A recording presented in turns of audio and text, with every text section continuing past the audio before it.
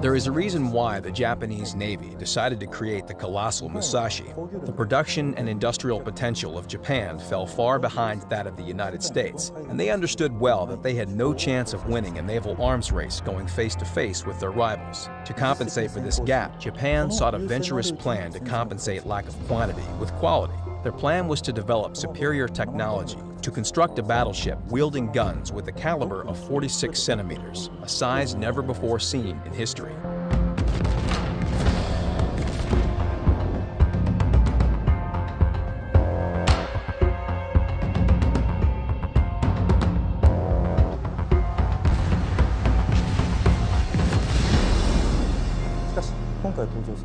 Battleship Musashi was designed to be the world's most powerful battleship, both in name and reality. The 46-centimeter gun mounted on the Musashi was nothing short of that in both firepower and range. Ironically, the Japanese Navy's dream of naval superiority through powerful battleships was shattered by none other than themselves.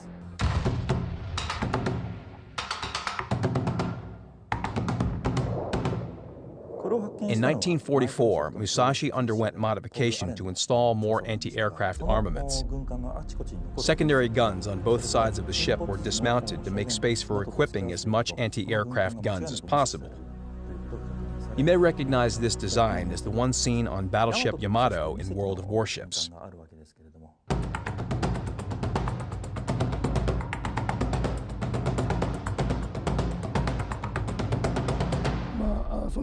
I joined the Navy back in 1942.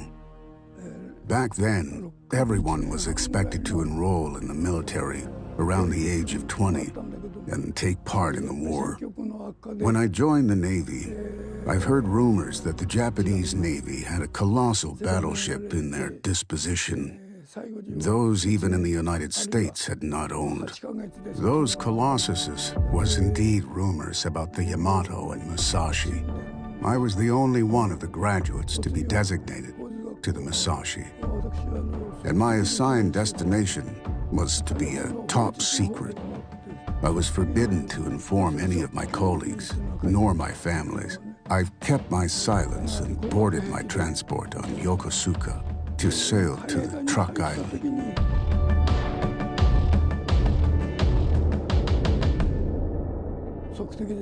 I was posted on the 5th Division in charge of anti-aircraft guns. My duty was to assist the commander in directing the anti-aircraft armaments placed on the starboard side of the bridge. I learned to operate the range during my training, so I was appointed to this important role, even in my young age.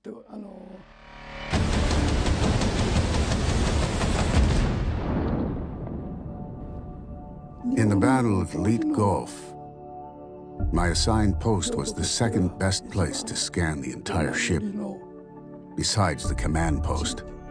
But since I was in the dead center of the bridge, it felt as if all the enemy's attacks were heading towards me. It was utterly terrifying.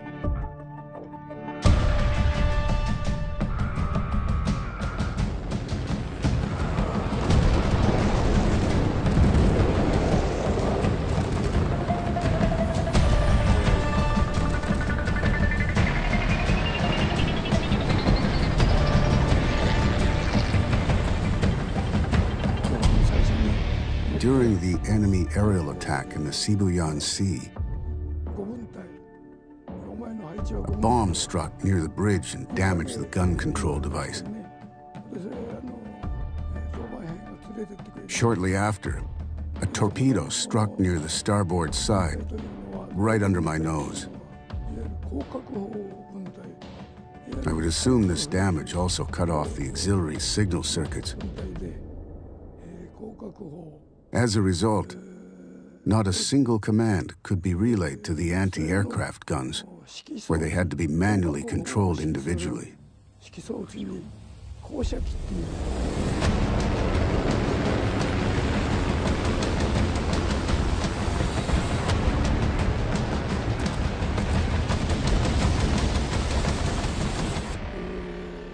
Until the afternoon, the Musashi was hit with 5 aerial raids in total.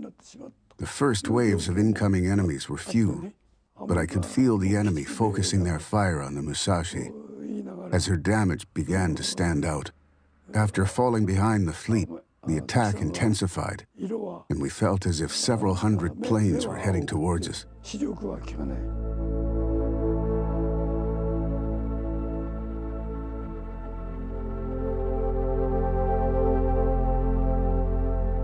After being hit with the fifth raid, Musashi's portside bow was dipping in and out towards the water. The slope gradually became steeper, and stern side of the ship was starting to rise. We have tried to compensate the tip by latching off the port side anchor. No matter how hard we tried, the slant was getting worse. By night, all crew on board were ordered to assemble above deck, which meant we were going to prepare for evacuation. By this time, many survivors climbed out from inside the hull and gathered on the deck.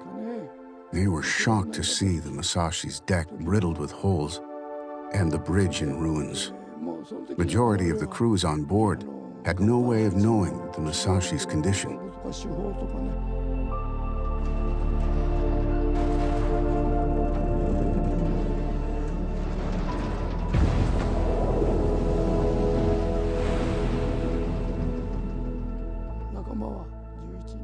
My senior officer, carrying a frightened young soldier, was the first to take the jump. Everyone else followed his lead. I was lucky enough to land on the water, but many of my comrades were not so fortunate. I've heard many were torn with the sharp edges of the shell holes. Later, I was rescued by the destroyer of Hamikaze's cutter boat. I have later learned that out of the 11 men in my squad, 9 survived. My senior officer and the young soldier with him were deemed missing in action. 行けばすぐもう秘密が